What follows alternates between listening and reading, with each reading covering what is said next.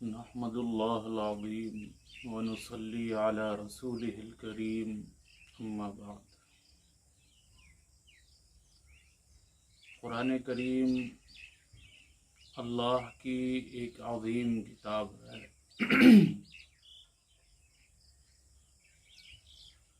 یہ وہی کتاب ہے جس کی حفاظت کی ذمہ داری اللہ تبارک و تعالی نے خود لی ہے، اور یہ فرمایا کہ ہم نے اسے نازل کیا، انا نحن نزلنا الذکر، ہم نے اس کو نازل کیا، وَإِنَّا لَهُ لَحَافِظُونَ، اور ہم ہی اس کی حفاظت کریں گے۔ کوئی اس کو نقصان نہیں پہنچا سکتا، ایک زبر، ایک زیر، ایک نقطہ، ایک لفظ نہیں بدل سکتا۔ یعنی جیسے اللہ تبارک و تعالی نے 1450 سال پہلے اس کو نازل کیا، آج بھی اسی کیفیت میں اس دنیا کے اندر موجود ہے، کوئی تبدیلی واقع نہیں۔ یہ قرآن کی خوبی۔ قرآن کریم ایک واحد وہ کتاب ہے جس کو سمجھ کر پڑھنا چاہیے۔ ہر کتاب آدمی اسی لیے پڑھتا ہے کہ اسے سمجھ لے اس میں کیا لکھا ہے۔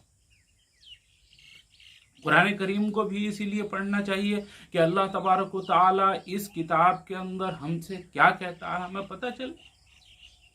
لیکن یہ کتاب اس معنی کر پوری دنیا کے اندر اکیلی ہے کہ اس کو اگر آپ بغیر پڑھے بھی اپنی زبان سے، بغیر سمجھے بھی اپنی زبان سے اس کو پڑھیں گے، اس کی تلاوت کریں گے، تو اس کے پڑھنے کا اتنا عظیم ثواب ملے گا کہ آپ کو اندازہ نہیں ہو سکتا۔ خود نبی اکرم محمد عربی صلی اللہ علیہ وآلہ وسلم نے ارشاد فرمایا کہ اس کا ایک حرف پڑھنے پر 10 نیکیاں ملتی ہیں، اور حرف جو ہے وہ یہ ہے کہ الف لام میم۔ خود مثال میں پیش فرمایا کہ الف الگ حرف ہے، لام الگ حرف ہے، اور میم الگ حرف ہے، یہ تینوں مل کے ایک نہیں ہوگا۔ الحمد یہ ایک نہیں ہے، اس میں 5 حروف ہیں تو 50 نیکیاں ملیں گی۔ یہ اللہ کے نبی محمد عربی صلی اللہ علیہ وآلہ وسلم کا ارشاد مبارک ہے، قرآن کریم کی خوبی۔ لیکن اس کا مطلب یہ نہیں ہے کہ ہم بس اس کی تلاوت کیے جائیں، اسے پڑھ کر سمجھنے کی کوئی کوشش نہ کریں۔ اور یہ بھی غلط ہوگا کہ ہم یوں کہیں گے کہ مولوی کی ضرورت نہیں ہے سمجھنے کے لیے۔ مولوی تو کہتے ہی اسے ہیں جیسے انجینئر اس شخص کو کہتے ہیں کہ جس نے کسی چیز کو بنانا باقاعدہ سیکھا ہو، اس کی ڈگری حاصل کر کے آیا ہو، انجینئر۔ جس نے علاج کرنا باقاعدہ سیکھا ہو وہ ڈاکٹر ہو، ڈگری لے کر آیا وہ ڈاکٹر ہے، کس کالج میں باقاعدہ حاصل کر کے آیا تعلیم اس بات کی، اور اسی کو علاج کرنے کی اجازت دی جائے گی۔ اور اگر کوئی اور پریکٹس کرنے بیٹھ گیا، علاج کرنے بیٹھ گیا، تو حکومت کی نظروں میں وہ مجرم ہے۔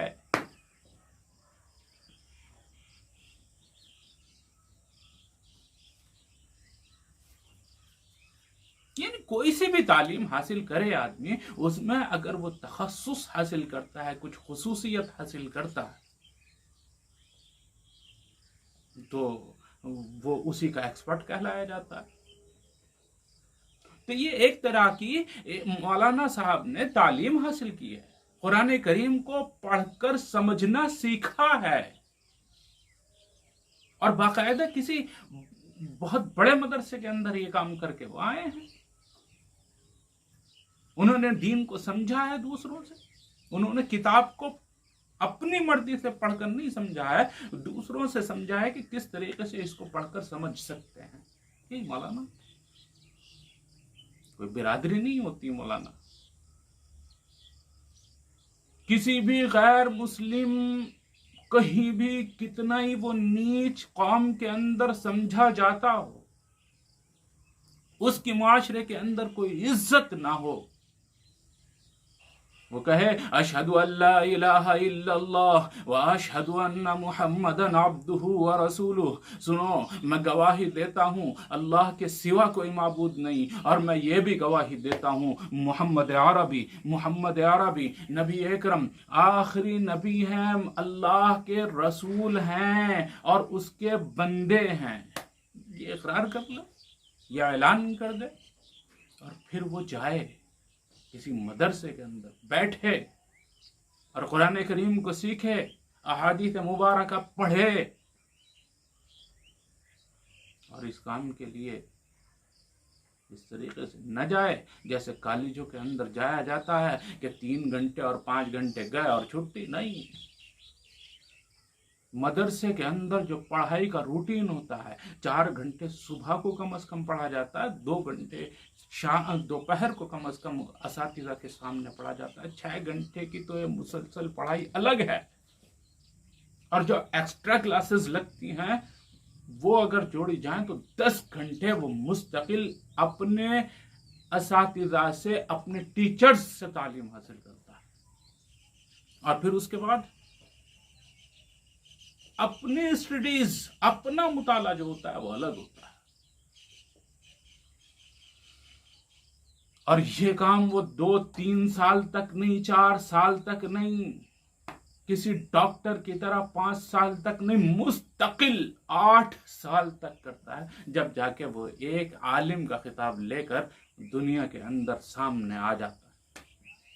फिर उसे उस मदरसे से डिग्री हासिल होती है और उसे कहा जाता है कि अब तुम्हें लोगों को मसाइल बताने का, कुरान करीम का मतलब समझाने का हक है।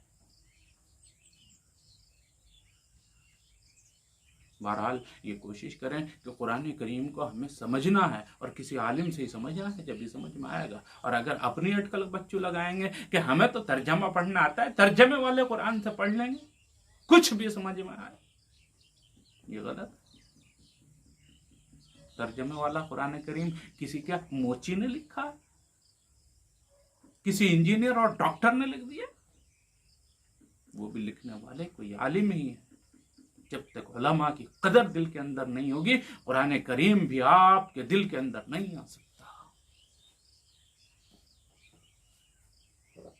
भला बताओ, किसी बादशाह के पास आप जा रहे हैं, किसी बादशाह के पास जा रहे हैं, और उसके फौजियों के खिलाफ आपके दिल के अंदर नफरत भरी हुई है, उसके जो मुलाजिमीन हैं उनसे आप लड़ते हुए जा रहे हैं, तो बादशाह आपसे मोहब्बत करेगा, आपको अपनाएगा? मैं ये नहीं कहता कि बादशाह के जो मुलाजिमीन हैं उनके आगे भी सजदा करो, नहीं, बादशाह के जो मुलाजिमीन हैं उनकी बेइज्जती तो मत करो। ये समझने की कोशिश करो कि बादशाह के जो मुलाजिमीन हैं आपसे ज्यादा बादशाह को जानते हैं, उसके मिजाज को जानते हैं, उसके मिजाज के बारे में, उसकी बातों के बारे में उसके मुलाजिमीन से सीखो। बहरहाल मैं अर्ज तो कुछ और करना चाह रहा था, मैं तो अर्ज ये करना चाह रहा था कि बहरहाल एक बात तो ये क्लियर है कि कुरान करीम को अगर आप समझना चाहते हैं तो उलमाए किराम की मदद लेना उसमें ज़रूरी है। अगर आपने उलमाए किराम की मदद नहीं ली तो एक बात के कई मतलब हुआ करते हैं। अगर एक बात को दूसरे अंदाज में कहा जाए तो उस बात का मतलब दूसरा ही हो जाया करता है। दो अंदाज में एक बात कही गई, दोनों के अलग अलग मतलब होते हैं। इसीलिए कुरान करीम को समझने के लिए उलमाए किराम की जरूरत पड़ेगी, उनसे हासिल करें। बहरहाल अब मैं अर्ज ये कर रहा था कि कुरान करीम वो वाहिद किताब है जिसको बगैर समझे पढ़ने पर भी सवाब मिलता है।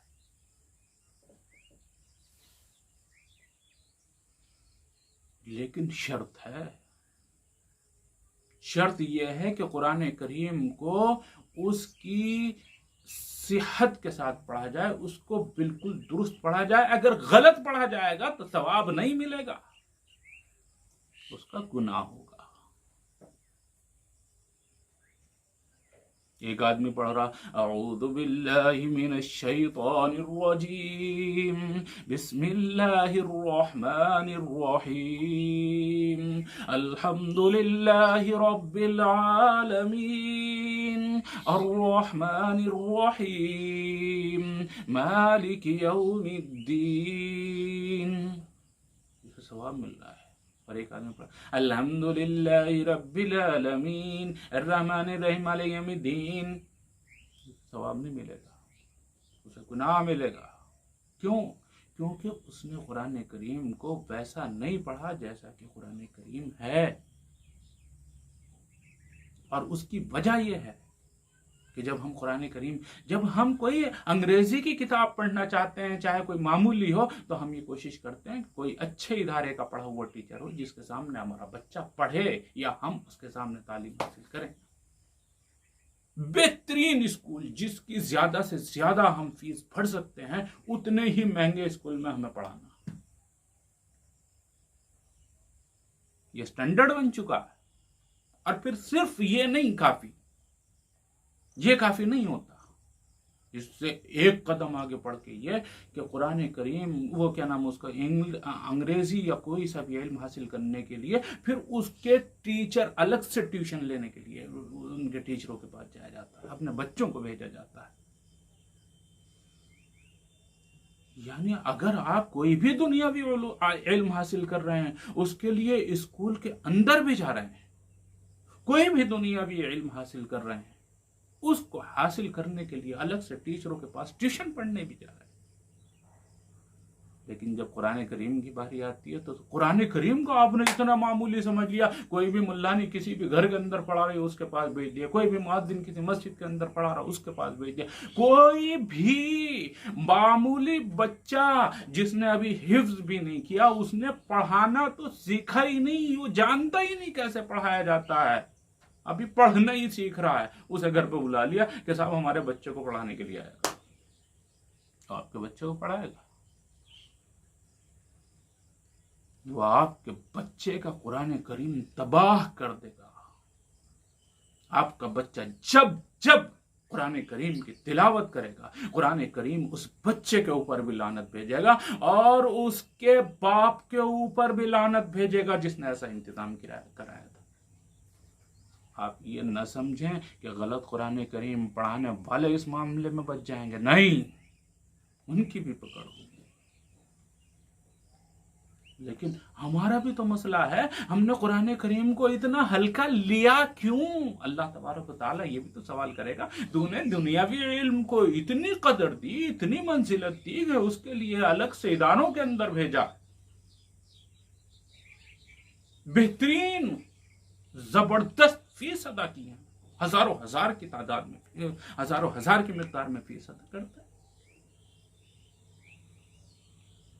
لیکن جب قرآن کریم کی باری آئی تو 100-200 روپے دے کر کسی حافظ جی کو، بچے کو جسے خود پڑھنا نہیں آتا، اسے بلا لیا کہ جی تم پڑھایا کرو، اور پھر تعریفیں مار رہے ہیں کہ ہمارے بچے کو پڑھانے کے لیے تو گھر قاری صاحب آتے ہیں، پھر قاری صاحب آتے ہیں،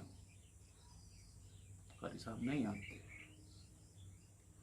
میں نے تو کسی عالم کو جو اچھا پڑھانا جانتا ہو، جس نے باقاعدہ پڑھنا سیکھو، آج تک کسی کے گھر پڑھانے جاتے ہوئے نہیں دیکھا۔ جسے خود نہیں پڑھنا آتا وہ الگ بات ہے، جاتے ہیں، جو پڑھنا سیکھ رہے ہیں وہ الگ بات ہے، جاتے ہیں۔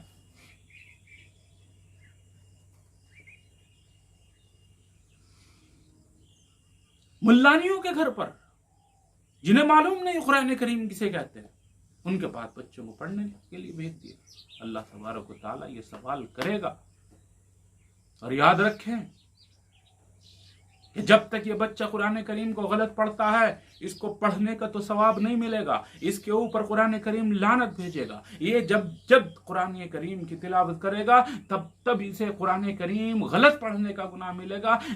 جب یہ نماز کے لیے اللہ اکبر کہہ کر نیت باندھے گا، اس کی وہ نماز قبول نہیں ہوگی، ادا ہی نہیں ہوگی۔ قبولیت کی تو بات الگ ہے، ادا ہونے کے لیے شرط یہ ہے کہ نماز میں قرآن صحیح پڑھے، آج کی دعوت میری آپ کے لیے یہ ہے کہ قرآن کریم کی صحیح تلاوت کی کوشش کریں، اور کوشش یہ کریں کہ اپنے بچوں کو یا تو اچھے اداروں کے اندر بھیجیں یا اچھے قراء سے پڑھوائیں، چاہے جو انتظام کرائیں، مگر قرآن کریم کی تعلیم کو ایسے ہی ہلکے میں نہ لیں، صحیح کر کے تعلیم دلائیں، مضبوط تعلیم دلائیں، اچھی ادائیگی کے ساتھ تعلیم دلائیں۔ اور اس کا طریقہ کار یہ ہے کہ اگر آپ نے کسی اچھے قاری صاحب کا انتظام کر لیا، آپ کو مل گئے، تو کسی دوسرے کے سامنے ذرا چیک کرا لیں کہ یہ قرآن کریم صحیح پڑھ رہا ہے یا نہیں، 2-4 آدمیوں کے سامنے، 2-4 علماء کے سامنے پیش کر دیں، تاکہ آپ کو معلوم ہو جائے کہ واقعی صحیح پڑھ رہا ہے یا نہیں۔ اگر انہوں نے بھی خیانت سے کام لیا،